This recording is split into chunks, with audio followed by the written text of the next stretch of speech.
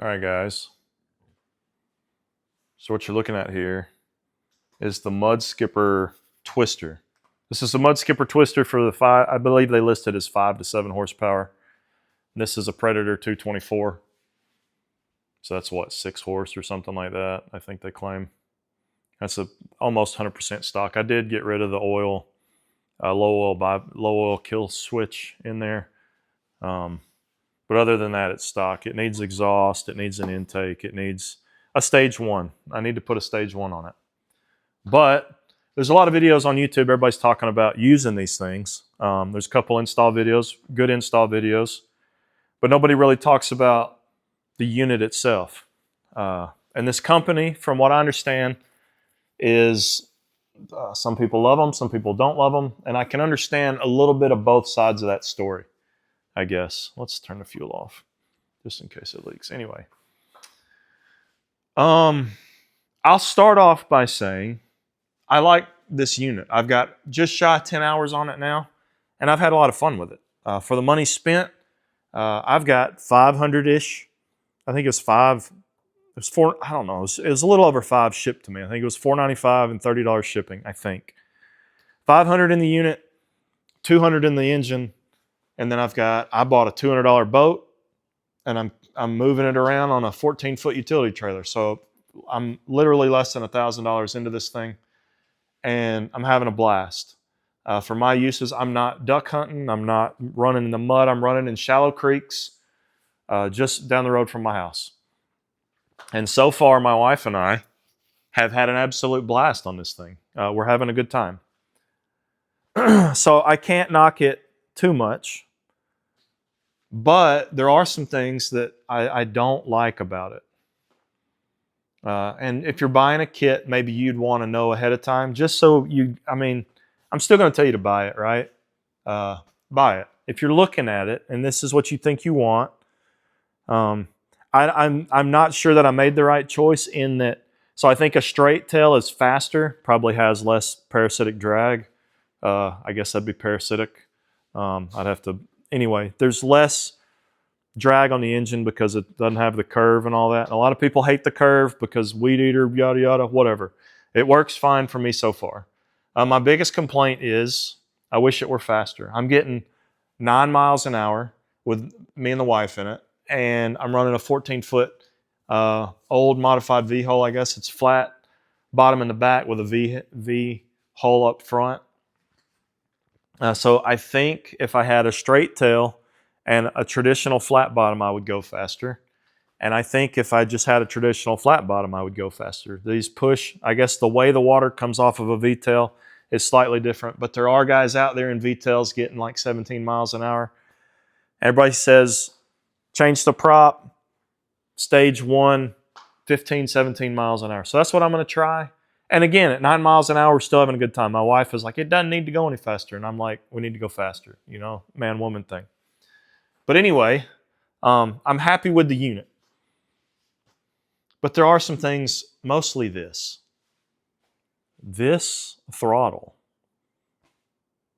And I may be being too harsh on the manufacturers, the owners of Mud Skipper, but to include this in a kit, all it says to me is I want to scrape every penny I can get out of this product while providing this is the lowest quality piece that the manufacturer could find. There's no doubt about it.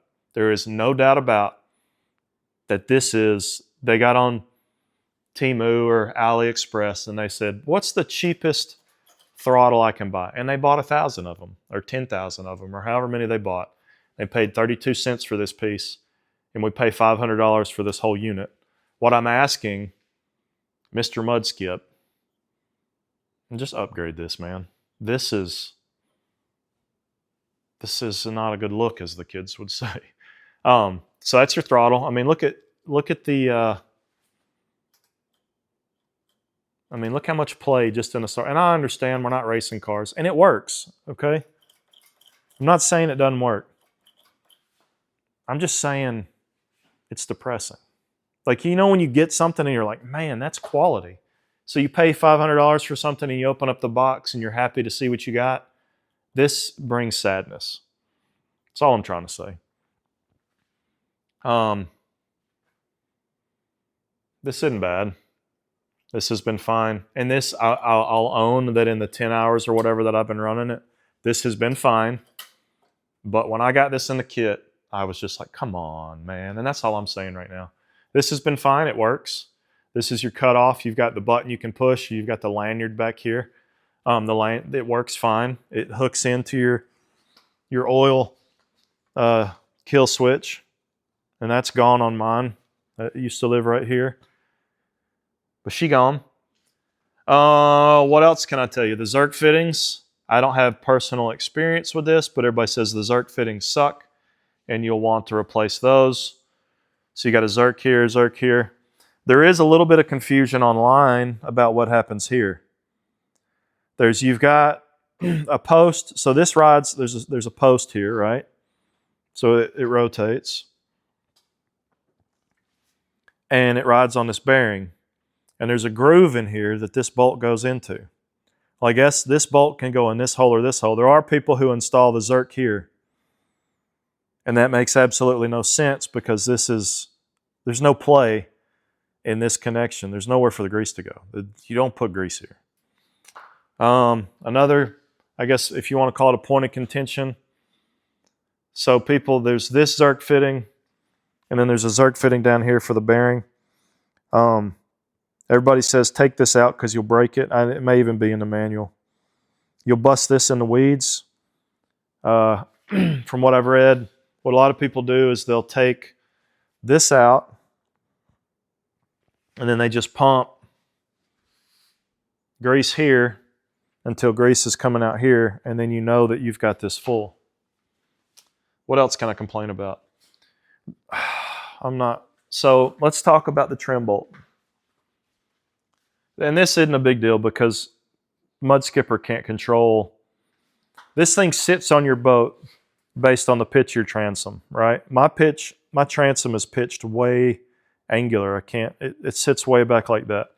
So in order to get the prop in the proper position in the water, I have to pitch this way up. Okay? And what that does is that makes so you set this bolt sets your trim, which is nice. It's a good feature.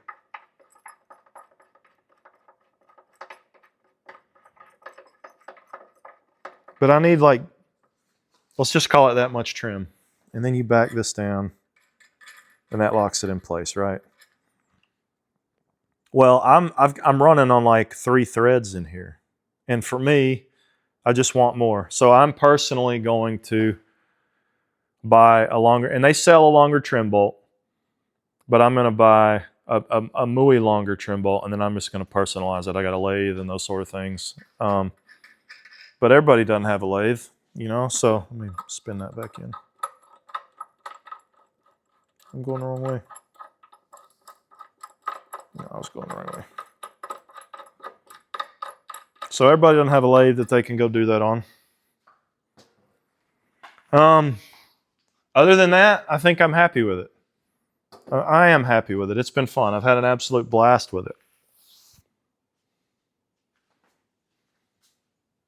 But this video is just kind of showing if I had, I guess, maybe one other,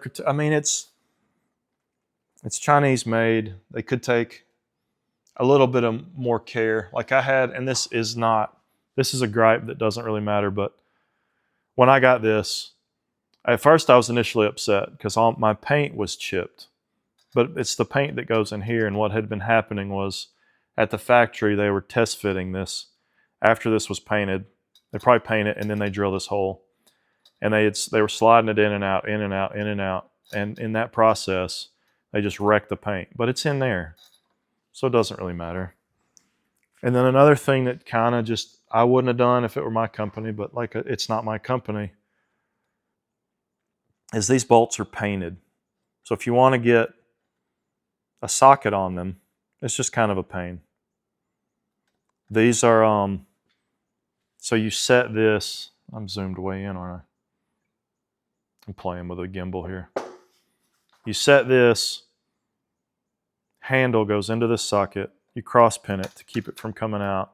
And then it's going to have some play in it. So you tighten these bolts here up, and then you lock them in with those nuts. So it's not a huge thing, but that kind of, I don't know.